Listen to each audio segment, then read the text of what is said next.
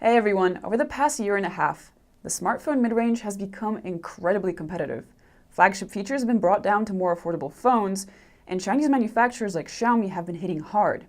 In 2018, however, Samsung sort of missed the mark, and now they're trying to up their mid-range game with their newest A series. However, the €400 or $400, depending on where you live, price segment is incredibly competitive. So what does the A70 offer you for the money?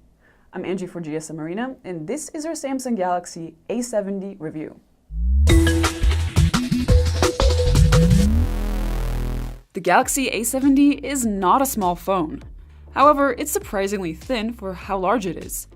The bezels are thin all around, although the bottom one is thicker than the rest.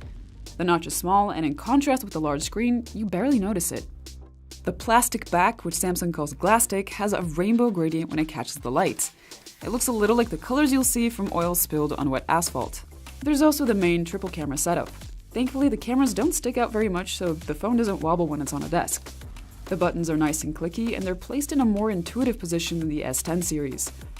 However, the phone is still pretty wide, and while One UI helps a lot, it's not the easiest to use one-handed.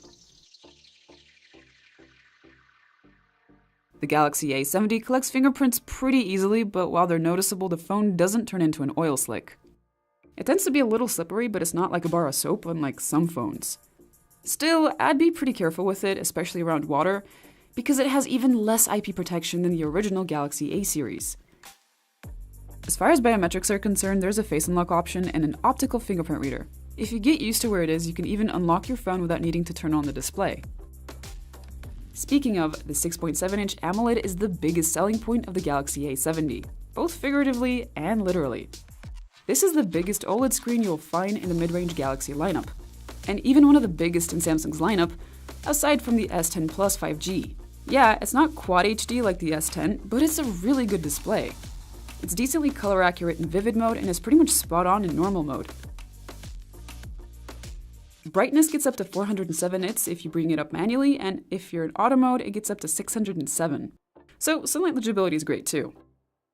In short, media consumption is really good on this device.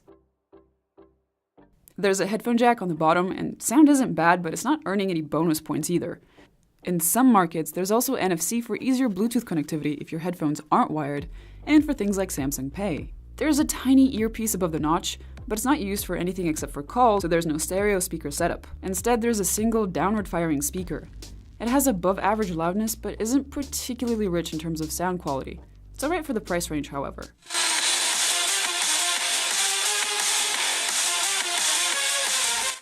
Despite being really thin, the A70 is packing a beefy 4,500 mAh battery. Unsurprisingly, it got an impressive 103 hours on our battery life tests.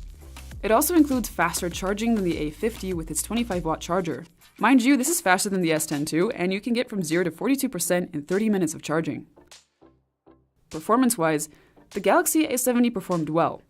It was about 25% faster in tasks that required the CPU than the A50. However, the A50 was about 10% faster with graphics performance.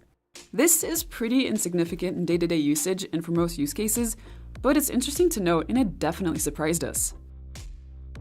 The A70 sports Android Pie with their newest One UI on top. In classic Samsung style, it's still packed full of customizations and features. However, it's a huge improvement to previous generations because everything is much cleaner, easier to find, and perhaps most importantly, much easier to reach with just your thumb. This is also why the icons are so much larger too. Samsung also has their own gestures, which work fine, but honestly aren't the most intuitive ones we've used. Other than that, you'll still find an always-on display with plenty of options, a digital well-being submenu that shows you how much you use your phone, and 3 power modes that give you a lot of control over your power consumption. The A70's triple camera setup features a 32-megapixel main sensor, an 8-megapixel ultra-wide lens, and a depth sensor. Sadly, none of them have OIS. By default, the phone shoots in 12 megapixels, but you can go into settings and change it to 32 instead. However, in high-res mode, there's no HDR, and unfortunately it takes a second or two longer to get your shot. In the high-res mode, daylight shots aren't bad. However, detail levels aren't what you'd expect from 32 megapixels. Photos are a bit soft, despite software sharpening, and though this worked for things like grass, you can notice sharpening halos in a couple of places. Still, the colors are quite accurate, there's good contrast, and despite the lack of HDR, dynamic range is good too. In the default mode, images are good, but detail and sharpness aren't the most impressive we've seen on a mid-ranger. Colors and contrast are quite good, and the dynamic range is simply excellent. The ultra-wide lens produces heavily distorted images. Still, it fits a lot in the frame, so it's a small price to pay. Colors and contrast are excellent, and the dynamic range is improved by the auto HDR. In low light, the 32 megapixel photos are pretty bad, so we'll just stick with the default mode. However, it still has poor levels of detail. Without HDR, the low light photos tend to be overexposed.